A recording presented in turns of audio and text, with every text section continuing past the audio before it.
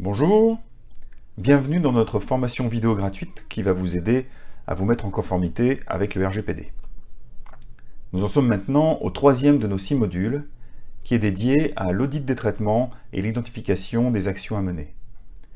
Sur la base du registre des traitements de données personnelles, il faut maintenant que vous identifiez les actions à mener pour vous conformer aux obligations actuelles et à venir. Il faut également que vous priorisiez ces actions au regard des risques que font peser les traitements sur les droits et les libertés des personnes concernées. Quelles sont les actions à mener, quels que soient les traitements des données? D'abord, il faut que vous vous assuriez que seules les données strictement nécessaires à la poursuite de vos objectifs sont collectées et traitées. Ensuite, il faut que vous identifiez la base juridique sur laquelle se fondent ces traitements. Par exemple, consentement de la personne, intérêt légitime, contrat, obligation légale.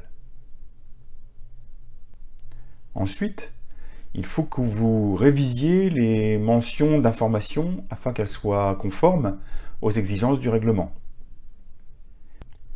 Il faut également que vous vérifiez que les sous-traitants connaissent leurs nouvelles obligations et leurs responsabilités.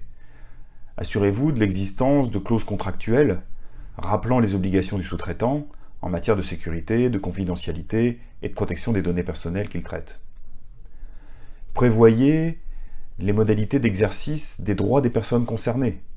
Droit d'accès, de rectification, droit à la portabilité des données, retrait du consentement, etc. Et vérifiez que les mesures de sécurité ont bien été mises en place. Certains cas de figure nécessitent une attention particulière.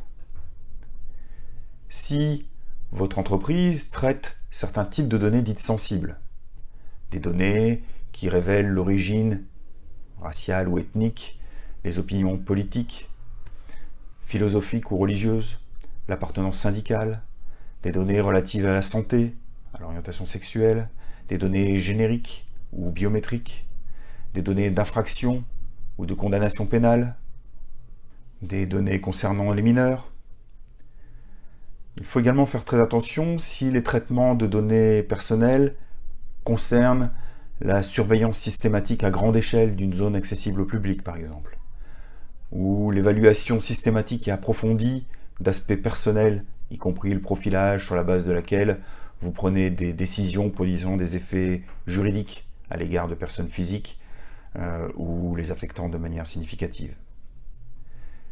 Également, si vous transférez des données hors de l'Union européenne, il faut bien vérifier que le pays vers lequel vous transférez ces données est reconnu comme adéquat par la Commission européenne. Dans le cas contraire, il va falloir que vous encadriez ces transferts. J'espère que ce troisième module vous aura éclairé sur les différentes actions à mener. Comme toujours, si vous avez des questions, n'hésitez pas à nous les soumettre. Notre prochain module traitera de la réalisation de l'étude d'impact. En cliquant sur le lien qui vous est donné, vous pouvez recevoir notre e-book détaillant chacun de ces 6 modules qui vous prépare à la mise en conformité au RGPD.